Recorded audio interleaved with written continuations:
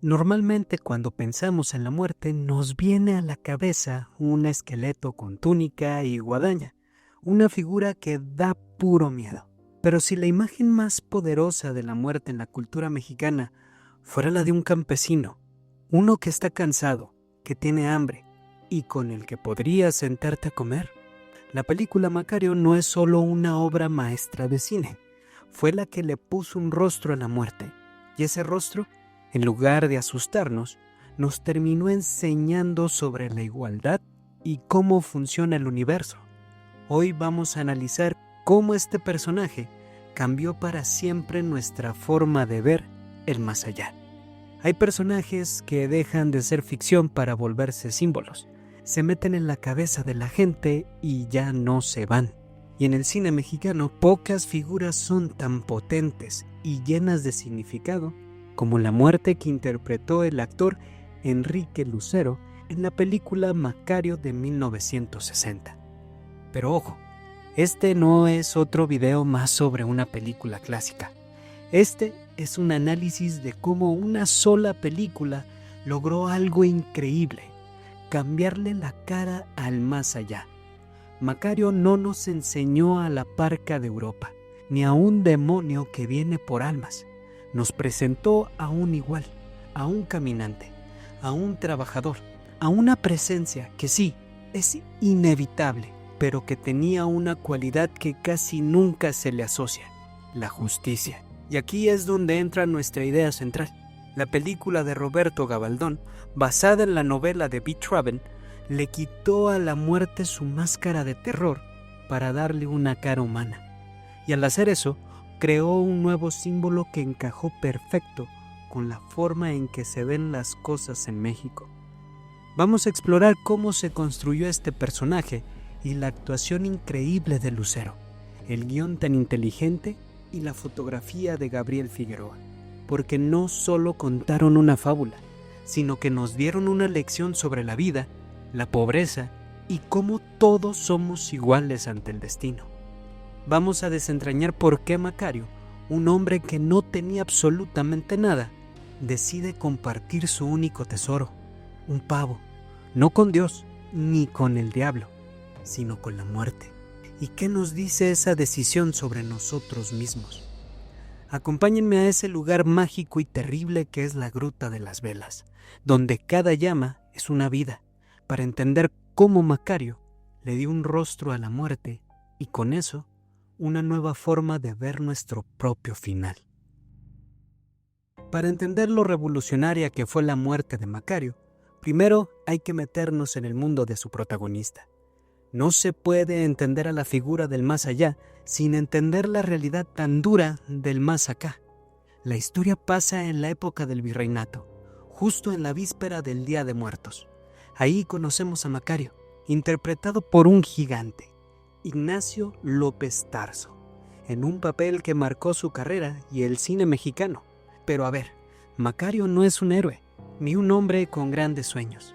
Él es la encarnación de la pobreza más extrema. Es un leñador que se pasa los días cargando troncos pesadísimos del bosque al pueblo. ¿Y qué le dan a cambio? Unas cuantas monedas que apenas le alcanzan para darle de comer a su esposa, interpretada por la inolvidable Pina Pellicer, y a su montón de hijos. Hay una frase que lo resume todo, cuando le dice a su mujer: nos pasamos la vida muriéndonos de hambre. Es una vida de cansancio que nunca se acaba. Un cansancio que no solo es del cuerpo, sino de existir. Y es en ese contexto, donde no hay nada, que nace su único deseo. Uno que podría parecer casi de niño: comerse un guajolote, un pavo entero, él solo, sin compartir.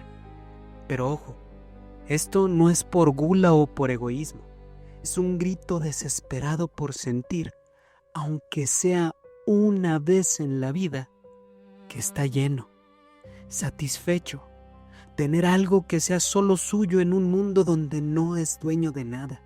El guión es magistral aquí, porque hace que entiendas perfectamente su anhelo. Es algo profundamente humano. La película salió en la última etapa de la época de oro del cine mexicano. En ese tiempo la industria ya se sentía un poco desgastada, pero Macario aparece como una obra de una madurez y una calidad técnica que no se veían muy seguido.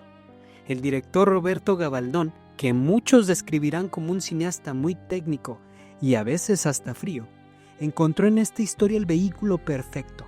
Su dirección es muy sobria, no exagera y deja que la historia y los actores sean los que brillen. Y ni hablar de la fotografía. Gabriel Figueroa, el poeta que pintaba México en blanco y negro, hace aquí uno de los trabajos más famosos. Cada toma es una obra de arte. Se siente la textura de la madera que carga Macario, el humo de las cocinas, las caras sufridas de los campesinos, y el contraste tan brutal entre la oscuridad de la choza de Macario y la luz en las casas de los ricos. Figueroa no solo ilumina, construye el ambiente y te deja clara la crítica social. La pobreza en Macario se siente, la ves en las sombras que rodean a la familia. El contexto del virreinato le pone otra capa de opresión, las clases sociales tan marcadas, el poder de la iglesia con la Santa Inquisición y la riqueza de unos pocos junto a la miseria de la mayoría. Vemos las ofrendas del Día de Muerto, lujosas para los ricos, humildes para los pobres. Desde el minuto 1, la película te deja claro que este es un mundo injusto.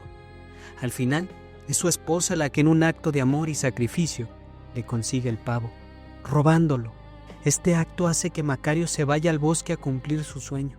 Y es ahí, en esa soledad, en ese momento tan sagrado para él, donde lo sobrenatural va a aparecer. Pero antes de que eso pase, la película se tomó el tiempo de meternos de lleno en la cabeza de Macario. Entendemos su hambre, su cansancio y su único y pequeño anhelo.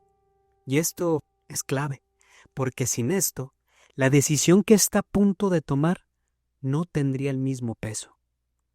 Bueno, voy a hacer una pequeña pausa para hacerte una petición. Puede que tú veas estos videos y no estés suscrito, lo cual no tiene nada de malo, pero me ayudarías muchísimo si lo hicieras con el botón rojo que está allá abajo. Esto me permite poder seguir trayéndote más videos y más seguido. Muchas gracias por tu apoyo. Y ahora sí, continuemos porque lo que viene es el corazón de nuestra tesis. En el silencio del bosque, Macario está a punto de darle la primera mordida a su pavo. Es el momento de su vida. Pero entonces se le aparecen 3 figuras, una después de la otra, que van a poner a prueba su voluntad. Estos 3 encuentros son la columna vertebral de la película. El primer visitante es el diablo, vestido como un charro elegante y presumido. Le ofrece las botas, las espuelas de plata, el bosque entero, a cambio de un pedazo de pavo. Es la tentación del poder y la riqueza. Pero Macario, con esa sabiduría que te da la vida dura, lo rechaza. Él sabe que los tratos con el diablo siempre tienen trampa. Su lógica es simple y directa. ¿Para qué quiero todo el bosque si el bosque ya es como si fuera mío?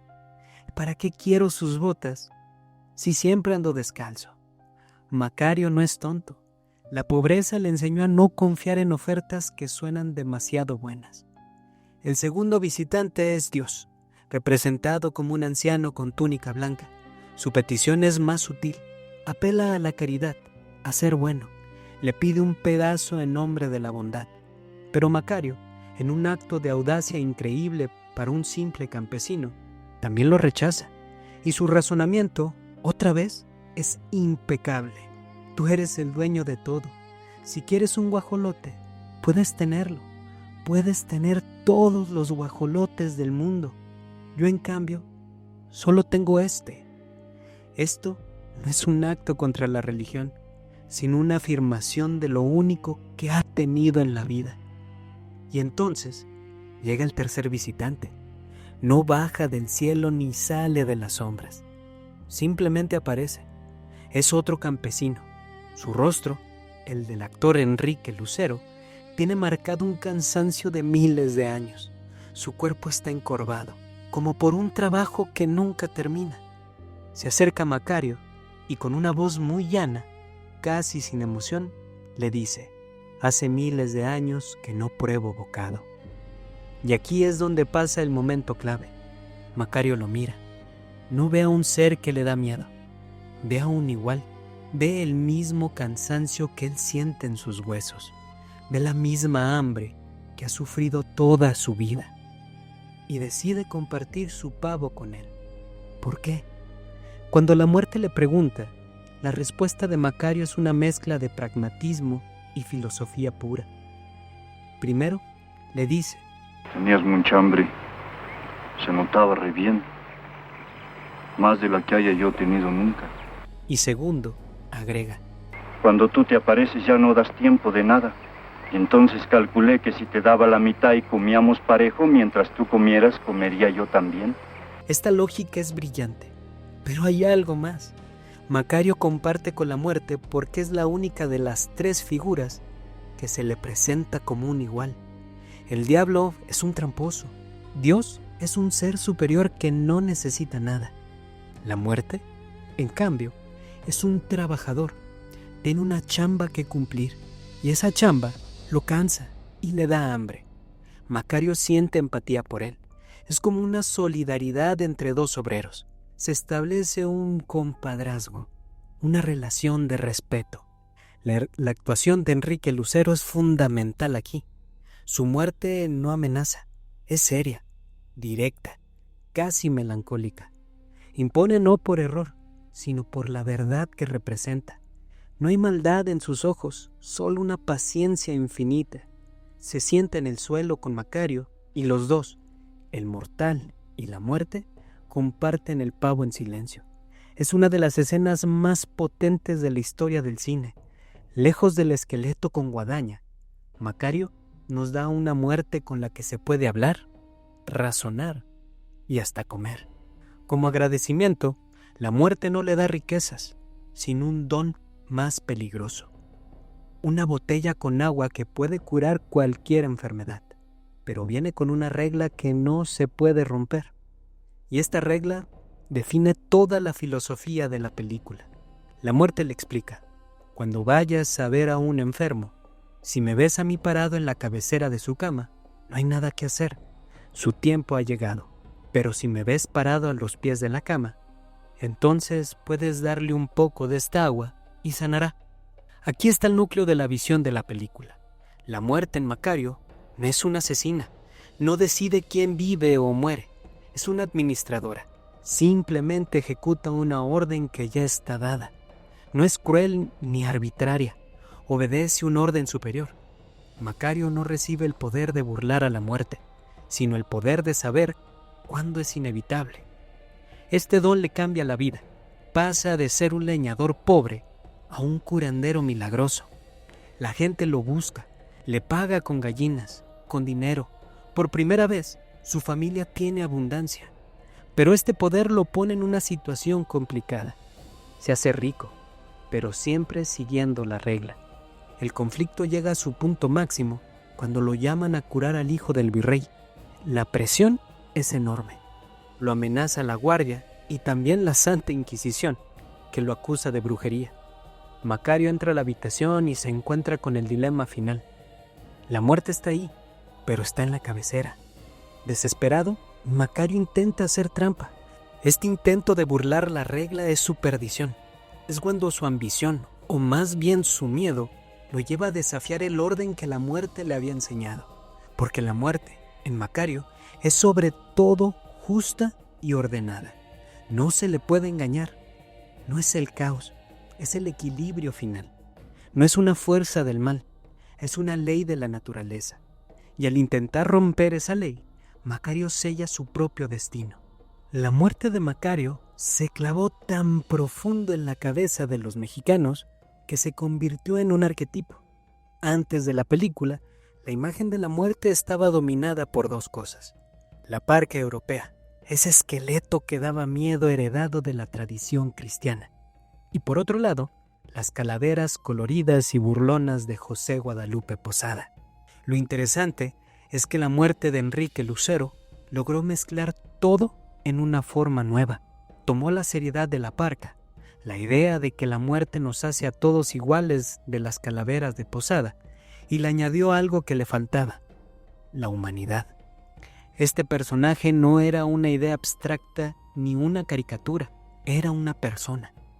Y esa visión pegó durísimo con la tradición mexicana del Día de Muertos, una fiesta que no se trata de tenerle miedo a los muertos, sino de recordarlos y convivir con ellos. En esta forma de ver las cosas, la muerte no es un final, sino un paso más. La muerte de Macario, un ser cercano y con el que se puede razonar, encajaba perfecto ahí. Para generaciones de mexicanos, la cara de Enrique Lucero se convirtió en la cara de la muerte, justa, serena e inevitable. El verdadero genio de una obra se ve cuando la comparas con otras, y el personaje de la muerte de Macario no está solo. Contrasta y se distingue de otras grandes representaciones de la muerte en el cine. La comparación más común es con El Séptimo Sello, de Ingmar Bergman, que salió solo 3 años antes. Y sí, en la superficie se parece. Un mortal se encuentra con la muerte y negocia con ella. Pero ahí se acaban los parecidos. Son 2 mundos filosóficos totalmente distintos. ¿Y cuál es la diferencia? La muerte de Bergman es intelectual y fría. Es un jugador de ajedrez. El caballero juega con ella para encontrar respuestas. ¿Existe Dios? ¿Hay algo después?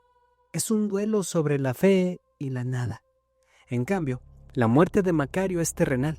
No le interesan los dilemas de la fe. Tiene hambre. Está cansada. El pacto con Macario no es un juego de ajedrez. Es compartir una comida. No se trata de encontrarle el sentido a la vida, sino de poder vivirla un poco más para quitarse el hambre. Mientras Bergman explora la crisis de fe, Gabaldón explora la crisis de supervivencia. Una es una muerte filosófica, la otra una muerte social. Pero hay otra influencia más directa que viene del cine expresionista alemán. Las 3 luces, de Fritz Lang, de 1921. En esta película, una mujer hace un pacto con una muerte cansada para salvar a su amado, y tiene una escena visualmente increíble. Un lugar lleno de velas de diferentes tamaños, cada una es una vida humana. Es obvio que Gabaldón y sobre todo Gabriel Figueroa tomaron esta idea como inspiración para la escena más famosa de Macario, la Gruta de las Velas. Pero lo más interesante es que Macario agarra este concepto y lo mexicaniza por completo. Lo hace suyo. La Gruta de Figueroa, filmada en las grutas de Cacahuamilpa, no se siente como un lugar de fantasía. Se siente como un lugar sagrado, casi como el interior de una cueva ceremonial prehispánica. Ahí, la muerte le da a Macario su última lección. Mira, Macario, esta es la humanidad. Aquí ves arder las vidas tranquilamente. Duran más o menos según la materia que alimenta la flama. Es una metáfora visual perfecta. Y cuando la muerte apaga la vela del hijo del virrey, o cuando Macario busca desesperado su propia vela que ya se está acabando, la película alcanza una potencia visual increíble. La escena de las velas de Macario es sin duda una de las cumbres del cine mundial. El impacto de Macario fue inmediato. Fue la primera película mexicana nominada a un Oscar como mejor película en lengua extranjera en 1961. Aunque perdió, justamente con otra película de Bergman, la pura nominación fue un hito que puso al cine mexicano en el mapa mundial. También fue aclamada en el Festival de Cannes, pero más allá de los premios, el verdadero legado de Macario es el amor que le tiene el público mexicano. Es una película que pasa de generación en generación, y gran parte de ese legado es por las actuaciones. Para Ignacio López Tarso, Macario fue el papel de su vida. Siente su hambre, su cansancio, su desesperación. Junto a él, Pina Pellicer, como su esposa, es inolvidable. Y por supuesto, Enrique Lucero, un actor que aunque trabajó hasta en Hollywood, siempre será recordado por este papel. Logró lo imposible, hacer humano un concepto abstracto sin quitarle nada de su poder. Al final, La película es una prueba del poder de la colaboración. La dirección de Gabaldón, el guión de Carballido, la fotografía de Figueroa y un elenco perfecto. Todos se juntaron para crear una fábula que más de 60 años después sigue brillando. Hemos recorrido el bosque con Macario y compartido su comida con la muerte. Es evidente que Macario es una obra de la que se puede hablar sin parar. Si este viaje te ha parecido interesante, te pido que compartas este video. Contéstame esta pregunta en los comentarios. ¿Qué otra película de cualquier país crees que ha definido de forma tan potente a un personaje universal como la muerte? Al final de la película, después de su carrera loca por la gruta, encontramos a Macario muerto en el bosque, con su pavo intacto. ¿Todo lo que vimos fue real o fue un delirio de un hombre con hambre en sus últimos momentos? La película, muy inteligentemente, deja la pregunta abierta. Pero en cierto modo, la respuesta no importa, porque lo que es innegablemente real es el impacto que esa visión tuvo en nosotros. Macario no solo contó la historia de un campesino pobre, nos dio una meditación profunda sobre la justicia y la desigualdad. Y en el centro de todo, nos regaló una nueva cara para el más allá. La tesis era de que Macario redibujó la figura de la muerte, y lo hizo quitándole su ropa de terror y vistiéndola con la ropa humilde de un trabajador. La convirtió en un personaje con el que puedes sentir empatía. Una muerte justa en un mundo injusto. Una muerte que iguala a todos, no solo al final, sino en el camino. Enrique Lucero le dio a esta muerte un rostro y una voz inolvidable, creando un símbolo que se mezcló perfecto con la cultura mexicana, sobre todo con el Día de Muertos, una visión donde la muerte no es una enemiga, sino una compañera de viaje a la que hay que respetar. La película nos enseña que el deseo más grande, como el de Macario, puede ser tan simple como tener un momento de paz, y nos recuerda, a través de la belleza de la Gruta de las Velas, que cada vida, sin importar cuánto dure, es una flama única y valiosa. Macario es más que una obra maestra, es una fábula inmortal que nos enseñó a mirar a la muerte a los ojos, no con miedo, sino con calma, y al hacerlo, curiosamente, nos ayudó a entender un poco mejor qué significa estar vivos. Muchas gracias por llegar hasta el final de este video. Recuerda que si no te has suscrito a mi canal, lo puedes hacer en este momento y me ayudarías muchísimo, al igual que regalarme un like y sobre todo, dejarme un comentario. Por mi parte, ha sido todo. Como siempre, te deseo un gran día y nos vemos hasta la próxima.